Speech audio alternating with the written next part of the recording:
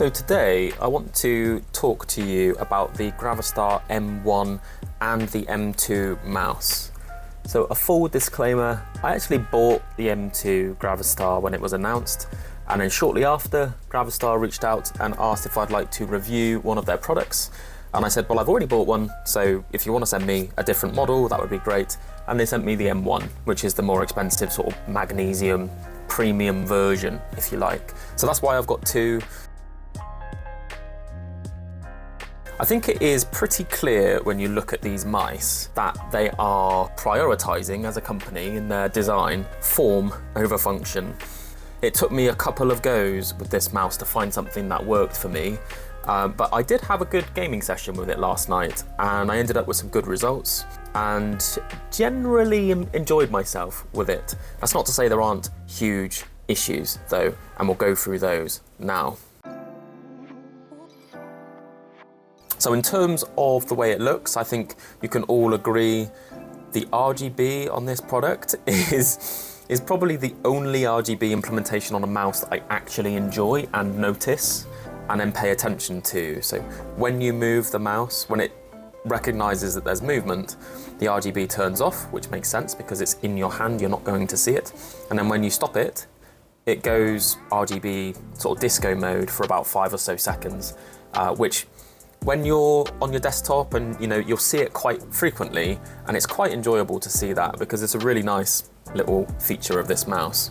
Not to say that that makes it a good gaming mouse, but it does look very cool. I think the aesthetic of it is also really cool. It kind of looks like a Hot Wheels car in some respects, like that cool, sort of if I was a 5-year-old and I was designing a mouse, I'd probably design something like this, which hopefully isn't seen as an insult to GravaStar. When I say it is form over function, what I mean is they've made massive sacrifices in the ergonomics of this mouse in order for it to basically look the way that it does. And I'm pretty convinced that they haven't tested it with actual, competitive gamers before they released it, which is a bit of a strange approach to take, I think, when you market it as a competitive gaming mouse. What I mean, so I'll go through some of those sort of key issues that I have with it now. Specifically, on the back edge, it's really hard to get any purchase with this mouse because there's an awful lot of open space in the back. And I find that when I press my hand into it, and when my hand is dry, I can grip onto it for a period of time. As soon as my hand gets sweaty, the fleshy parts of my thumb sort of make contact with this part, and it just slips. It just slips up the back. It's like holding a bar of soap. And then on this side, so if I'm pincering, it's really hard for me to stay locked in with this mouse with the current way that this is designed. Another thing that I think is a big issue with this mouse in terms of its design is most mice, so let me look at the MPO1 for a moment, have this kind of tapered bumper design on the clicks, on the side of the clicks, and that basically just allows you to put your fingers in there and get some purchase on the side of the mouse. And that is really important, I think, for helping your fingers feel locked in at the front and on the sides. Whereas on the GravaStar, it kind of has this wide base down here, and then it all just kind of goes inwards from there. So it goes in this kind of, it's widest at the bottom, and then it goes up and up and up, and in and in and in. So it's really difficult, I think, for most people to grip it. The only reason I can hold this mouse and have a semi-reasonable gaming experience with it is because my hands are so long, I can kind of reach over the front of the mouse and pull it into my palm from that position. So my hands are literally in front of the click there, pulling the mouse back. If I couldn't reach that far forward with my fingers, I think I'd really struggle to hold this mouse comfortably. Those are two sort of big issues, I think, with the design of the mouse. So the fact that it's widest at the bottom and it kind of comes up in almost like a cone shape is a problem. I think the issue at the back, it feels a bit like a bar of soap, like I said, it's very slippery, and the plastic version that I have here is no different. I mean, it's a little bit better on the plastic version, but not much better. So those two things aren't working in its favor. And then on the side of the mouse, you have this weird grill section at the front, which is where you sort of stick your thumb. But a lot of people would like to put their thumb back here but there's nothing to hold on to there, or there's this sort of bar in the way, and it's just all a bit awkward. I have actually had quite a lot of success playing with this mouse, so it's not an awful mouse, but when I compare it to the rest of my collection, it is probably the worst ergonomically, which sounds harsh, but it's just true. Another thing with the M1 specifically is that it is quite heavy, and a lot of that weight, as you can see, there's nothing in the back here, a lot of that weight is at the top of the mouse. And the issue I find with that is basically when I have my thumb on the side and my fingers at the top, all of the weight is between my fingertips. And it feels really weird to be manipulating an object this big with the weight that far forward. I don't typically mind heavy mice. What I do mind is when the weight of that mouse is poorly balanced, and this is poorly balanced and it's heavy. I do think that the button implementation for the GravaStar is actually pretty good. So mouse 1 and 2 are actually really nice.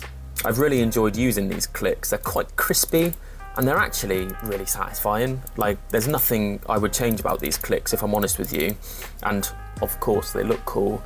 And then to move on to the scroll wheel. The scroll wheel, again, has a cool design on it and it functions pretty well. You know, it's probably not my favorite. It's probably just a little bit loose, but it is a good enough experience, and I've had no issue playing with it in Apex Legends, which is quite a high reliance on the scroll wheel in that game for your tap strafes and your wall bounces and so on. So I don't mind the scroll wheel. I quite like the mouse 1 and 2 buttons. An issue that I do have with the buttons on this mouse are the mouse 4 and 5. So like I've said, when you put your finger on the side, where I think they intend for you to hold it, it's not so much of a problem. But if you move your hand to the back a little bit, say if you're trying to aggressive claw it and you stick your thumb in this little gap here, which I don't recommend by the way, but the buttons are inside that curve on the mouse. So you will just press that button when you put your thumb there and it just feels a bit rubbish. When you actually press the buttons themselves, they sound okay, but they're just really unsatisfying in terms of how they feel to press. The side buttons being so poor or poorly implemented just detracts from the overall experience of the mouse, which is a real shame. I think if they could sort out the ergonomics on the back hump and have something there for you, maybe a little bit more material for your hands to kind of grip into, and maybe help you catch your grip into the side of the mouse so that it doesn't slip so much out of the back. And on the front, if they just flipped these around, these two little ridges that they have here, so if you put the skinnier one on the bottom and the fatter one on the top, I think it would be a way better experience because you could actually hold on to it in a way that was reliable. So the main issue I have with this mouse is that the ergonomics do not lend themselves to a comfortable or locked in grip. I do think GravaStar are onto something though, and that they could create a really cool, well-functioning mouse if they just applied some research to it in terms of getting products out to people to test before they launch them and make sure that they're actually ergonomically sound and that they're going to do the job that they are claiming that they will be, which in this case is a competitive gaming mouse. Because I don't think it would take too much for them to change their 3D models, you know, to make this much more comfortable and therefore much more viable. I think if you've got small hands, you would struggle particularly with this mouse because there isn't really anywhere for you to rest your fingers, at least not in places that most people would want to, because these sort of bars along the top all kind of get in the way, and when you want to aggressive claw it, say you want to put your fingers a little bit further back, you're just putting your fingers into holes, which is not very comfortable. And likewise, it's the same issue on the thumb side, except it's arguably worse because you've got the buttons to contend with as well. In terms of who I think should buy this mouse, I think if you're a competitive gamer and you want to play multiplayer games and frag out with your friends, you know, it is possible to frag out with this mouse, but I would pretty much recommend any other mouse, which sounds pretty rough, but it's just the truth. It's not very ergonomically well designed, which is quite important for competitive gaming. You know, shape is king after all.